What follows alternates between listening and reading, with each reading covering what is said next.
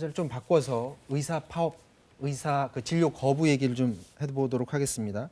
어제 서울대학교 전공의와 전임의들이 단체로 사직서를 제출했다라고 소식이 들어오는데 실제로 다 냈나요? 네, 서울대학교 전공의협의회가 업무 개시 명령에 불응한다는 차원에서 지금 업무 중단하고 사직서 제출을 시작했다 이렇게 밝혔는데요. 네, 전공의의 94%, 전임의의 88%가 지금 참여를 했다고 거의 합니다. 대부분이네요. 거의 대부분 참여를 한 거죠. 근데 코로나19 상황이 엄중하다는 점을 고려를 해서 자원봉사 형태로 진료를 직접 한다기보다는 자원봉사 형태로 코로나19의 치료에 협조하겠다 이렇게 지금 밝혔습니다. 근데 이게 사직서를 내면 업무 개시 명령을 따르지 않아도 된다. 이런 판단이 깔려 있는 것 같아요. 제가 볼 때는. 왜냐하면 현직을 유지하고 있을 경우에는 업무 개시 명령에 응해야 되거든요. 그러니까 그걸 불응하기 위해서 사직서를 제출했다 이렇게 볼 수 있는데 정부에서 바라볼 때는 이건 편법이다 이렇게 지금 판단하고 있는 상황인 겁니다. 그 오늘 의사 국가시험 실기시험 원래 열리기로 돼 있었는데 네. 하루 앞두고 일주일 이제 연기가 됐어요. 이게 대화를 하겠다는 제스처로 보여집니까? 아니면 다른 목적이 있다고 보세요? 일단 정부가 한 발 뒤로 양보했다 이렇게 평가를 해야 될 것 같아요. 왜냐하면 정부가 혼자서 결정한 문제가 아니라 네. 의대 학장이나 교수, 의료계 원로들이 지금 현재대로 만약에 국시를 치르게 될 경우에는 국시 거부율이 90%에 달하기 때문에 정말 파국으로 갈 수 있다. 그러니까 국시를 좀 연기해 줬으면 좋겠다라고 하는 의견을 냈고 정부가 그 의견을 수렴했다고 하는 겁니다.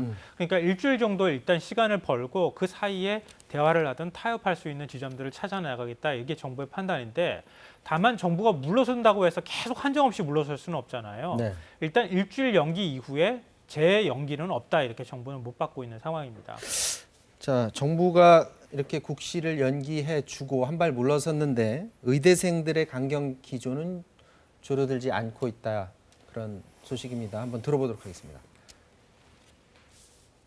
우리가 정말 이렇게 면허를 따서 이렇게 힘들게 따가지고 이 의료계에서 일을 해야 하는지에 대해서 이렇게까지 의사들이 취급을 받아야 하는 그 무력감이 지금 이제 어떻게 보면 정책에 대한 분노로 이어지지 않았나 생각합니다. 저희 입장에서는 입장이 명백합니다. 국가고시를 일주일 연기해달라고 한 바가 아니라 아까 말씀드렸던 그런 정책의 정상화, 그러니까 철회나 전면 재논의, 원점 재논의를 요구를 한 것이기 때문에 기간에 대해서는 그 저희 행동 자체의 변화를 일으키지는 않으리라고 생각하고요. 일주일이 지나도 혹은 한 달이 지나더라도 이 입장에서는 변화가 없습니다. 저희는 그것을 감수하고 단체 행동에 임하고 있는 것입니다. 자, 오늘 들어온 소식을 보면 정부는 조건 없이 의사증원 정책 추진을 중단한 상태다 이렇게 밝혔고요. 전공의협의회는 정부 공개 토론에 언제든지 응할 수 있다라고 서로 대화할 의사가 있다 이렇게 밝히고 있는데 그런데 대화는 지금 이루어지지 않고 있습니다. 왜 이루어지지 않고 있다고 보시나요? 좀 어려운 문제인데요. 그러니까 전공의협의회 쪽에서 바라볼 때는 일단 합의문에 원점 재검토, 전면 철회라고 하는 문구가 들어가야 한다 이렇게 보는 겁니다. 정부를 못 믿겠다는 얘기예요, 한마디로. 그러니까 국회에서도 사실 중재 노력을 하지 않았습니까? 네. 한정혜 보건복지위원장이 나서서 이 강행 처리하는 법안들을 통과시키지 않겠다고까지 얘기를 했는데 그걸로도 모자란다 이렇게 보는 거예요.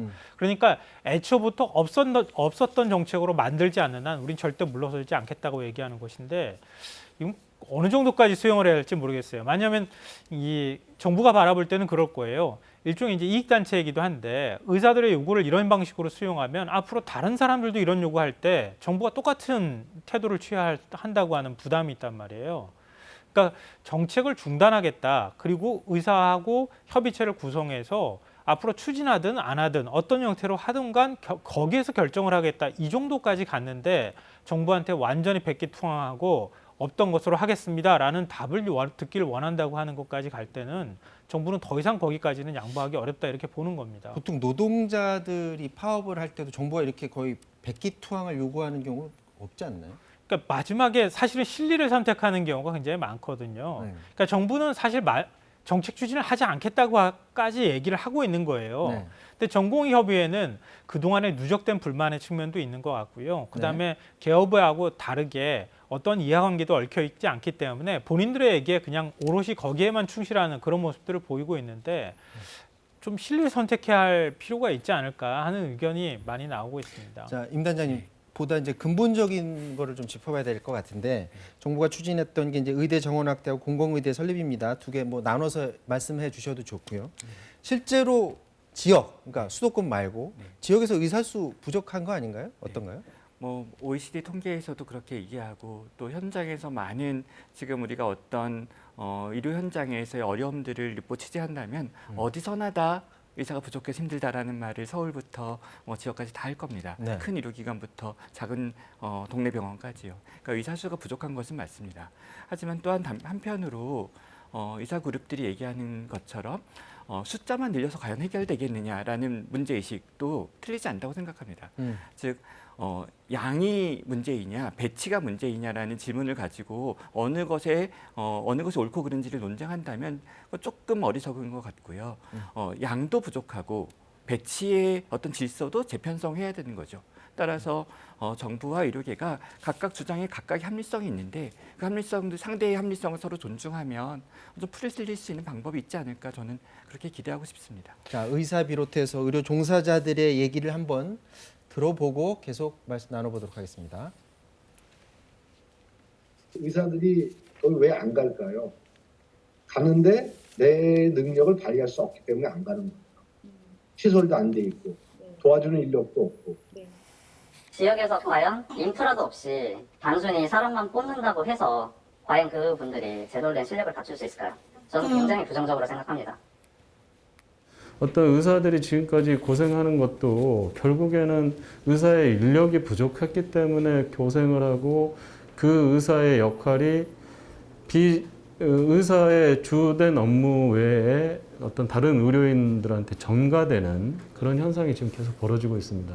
그래서 궁극적으로 이걸 해결하려면 의사의 인력이 늘어나야 되는 구조예요. 실제로 지역적 격차라든가 이런 것은 굉장히 큽니다. 우리나라 전국의 응급취약지는 골든타임에 도달할 수 없는 곳이 99개가 넘고 문만취약지도 60개에 가깝고 의료 접근성이 좋다고 주장하는 것도 사실과 다르고요. 앞서 말하실 때 그 뉘앙스로 들어보면 약간 단장님은 중간적 입장이신 것 같은데 네. 지금 상황을 어떻게 네. 입장을 가지고 계십니까? 의사 집단에서는 정부에 대해서 이렇게 평가하는 것 같습니다. 독선적이고 무능하다. 네. 방송용어로 적절한지 모르겠지만 또 정부 입장에서는 의사 단체를 이기적이고 특권적이다라고 얘기하는 것 같습니다. 네. 근데 사실은 이 정부 관료들, 복지부를 비롯한 고위 관료들을 엘리트들이고요. 네. 그리고 의사 선생님들도 굉장히 엘리트들 아닙니까? 절대로 지식이 모자라거나 뭔가 상식이 모자라서 일어나는 문제 아닐 거라고 생각합니다. 즉, 이 양자 사이에 어떤 협상의 기술들이 없고 그리고 어떤 민주주의의 토대가 좀 약해서인 것 같아요. 즉, 문제 자체의 본질이 어떤 이슈 자체가 본질이 아니라 그걸 풀어나가는 과정에 어떤 미숙함들이 있는 거고요. 그런 관점에서 저는 지난 23일, 24일이 되게 중요한 날이라고 생각하는데 그날이 이제 정 총리께서 대전협 비대위 간부들과 2시간 30분 동안 면담을 했던 날이 23일이었고 네. 그 다음 날 이제 의사협회와 전반적인 어떤 합의에 가까이 갔던 날이 24일입니다. 그 무렵에 이제 의사협회 혹은 대전협 전공의사님들께서 어떻게 언론에 많이 얘기하셨냐면 정부의 진정성 있는 태도를 원한다 이런 얘기들 그 당시 많이 하셨는데 사실 저는 어떤 느낌이 들었냐면 일국의 총리가 어떤 협의회의 젊은 협의회 회원들 그런 대표들과 2시간 30분을 공간을 면담한다는 것이라면 그 이상의 진정성을 보여줄 수 있는 게 무엇이 있을까라는 좀 개인적인 소회가 있었어요. 따라서 저희 후배 의사 선생님들, 동료 의사 선생님들이 좀 이 정부의 진정성을 좀 일단 믿고 좀 따라와 주시면 좋겠고 그랬을 때 아마 백기투항 완전 철회 저는 이게 답이 아니라고 생각하고요. 네. 이 정도 표현을 정부가 해줬으면 좋겠습니다. 우리가 어떤 설계했던 그 정책은 분명히 좀 미숙한 점이 있었다라는 고백을 좀 해준다면 즉 이 정책을 안 하겠다가 아니라 우리가 만들었던 정책이 좀 이렇게 좀 미숙한 부분이 있었고 미완의 부분이 있었다라는 네. 부분들을 인정해 준다면 그리고 또 의사 그룹에서는 이런 협상의 기술 같은 부분에서 그렇게 정부의 이 정도의 양보들이 얼마나 거대한 것인지에 대한 인정의 어떤 담론들이 펼쳐진다면 풀릴 수 있을 거라고 저는 생각합니다. 이거 짧게 잠깐만 들어볼게요. 그러면 네. 그걸 만약에 정부가 받아들인다면 네.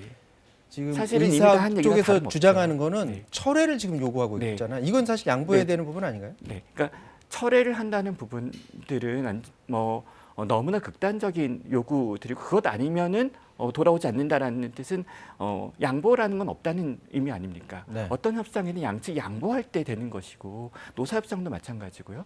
따라서 정부가 양보할 부분, 의료계가 양보할 부분이 있다고 생각하고 네. 각각의 양보한 것들을 시민사회가 좀 중재했으면 좋겠고 지금 저는 한 가지 갖고 있는 불만이 양자협의 이런 방식으로 또 이제 계속 솔루션이 나와지는데 여기에 의료 서비스 설계자가 있고요, 정부. 그다음에 의료 서비스의 제공자가 있습니다, 네. 의사들.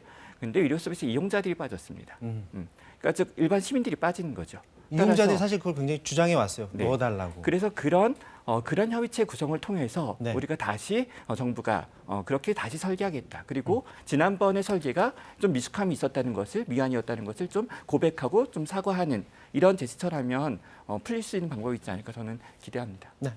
저 김성환 평론가 짧게 과거의 의약분업 네. 때가 좀 전 생각났어요. 의약분업 때도 의료의 공공 서비스에 대한 논의가 주된 논의가 아니라 의사들이 어떻게 우리가 그걸 반대할 것인지 막무가내로 반대했던 걸 제가 경험해 본 바가 있거든요. 네. 이번에도 이런 방식으로 문제가 풀린다고 하면은 정말 이건 안 좋은 선례로 남을 것이라고 생각하고요. 네. 의사들도 공공의료를 어떻게 키워나갈 것인지 이런 것에 대한 대안을 적극적으로 내놔야 된다. 그리고 토론하고 그리고 중재에 응해야 되는 것이지 무조건 원점 재검토만 한다고 해서 이게 풀릴 수 있는 답은 아니다라고 생각합니다. 일단 가장 중요한 건 양측에서 서로 대화의 장에 나오는 게 제일 중요한 것 같습니다. 자, 지금까지 임승관 경기도 코로나19 긴급대책 공동단장 그리고 김성환 시사평론가와 말씀 나눴습니다. 두 분 말씀 고맙습니다. 네, 고맙습니다. 네, 태풍 마이삭이 제주도 남쪽 해상으로 접근 중입니다. 내일과 모레 제주와 영남 지역을 중심으로 피해가 우려된다고 하니까 철저히 태풍 대비를 해주시길 바랍니다. 내일은 태풍특보로 대체됩니다. 사사건건 마치겠습니다. 고맙습니다.